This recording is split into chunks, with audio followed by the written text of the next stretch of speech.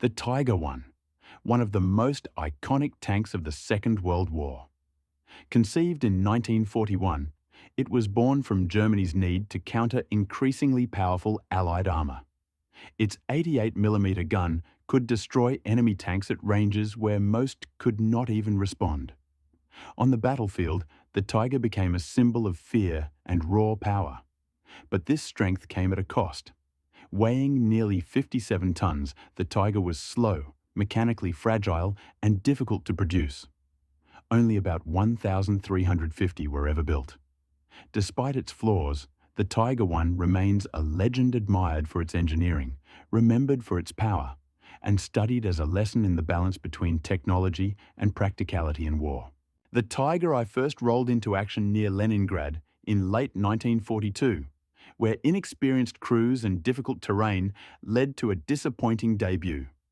However, as German units gained experience, the tank began to demonstrate its devastating power.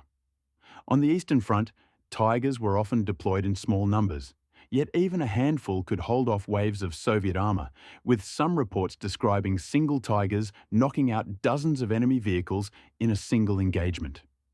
In North Africa, the Tiger appeared during the Tunisian campaign, where Allied soldiers were shocked to see their Sherman and Churchill shells bounce harmlessly off its thick armour, forcing new tactics that relied on artillery, airstrikes, and sheer numbers to bring one down.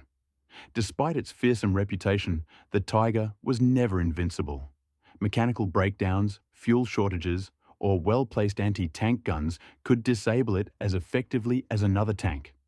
From the vast plains of Russia to the hedgerows of Normandy, the Tiger left its mark on nearly every front of the war, serving not only as a powerful weapon, but also as a psychological force whose mere presence could unsettle opponents.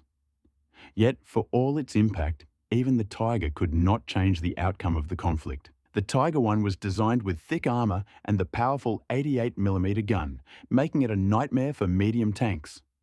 Most Allied Shermans carried the 75mm gun, which was effective against lighter German vehicles but struggled badly against the Tiger's frontal armour. At typical battle ranges, shells often bounced off harmlessly, forcing Sherman crews to rely on flanking, artillery, or sheer numbers to take one down. Even the later 76mm Shermans only gained a modest improvement, still requiring close range or favourable angles. The Soviet T-34 faced the same problem. Its 76.2mm gun had been formidable in 1941, but against the Tiger's heavy armour, it too was largely ineffective frontally. Soviet crews depended on massed assaults, manoeuvre, and supporting fire from artillery and anti-tank guns to level the field. Both the Sherman and the T-34 could destroy a Tiger under the right conditions, striking from the side, rear, or when the German tank was immobilized. But neither was suited to a head-on duel. The Tiger's resilience forced its enemies to innovate, proving that tactics, numbers, and combined arms were often more decisive than raw firepower alone. Despite its legendary reputation, the Tiger I was not invincible. Its armour could withstand the standard guns of the Sherman and the T-34, but it could not overcome the sheer numbers, mobility, and determination of its opponents. Production was slow, breakdowns were frequent, and fuel shortages often kept Tigers from even reaching the battlefield. In the end, only about 1,300 were built, a fraction compared to the tens of thousands of Shermans and T-34s that rolled off Allied assembly lines.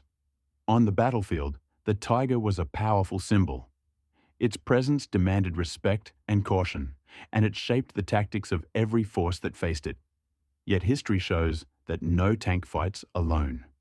Superior strategy, logistics, and overwhelming production mattered more than one machine, no matter how formidable. Today, the Tiger I stands as both a marvel of engineering and a reminder. Technology may dominate a moment, but it is strategy, coordination, and endurance that decide wars. Thank you for watching, and don't forget to subscribe.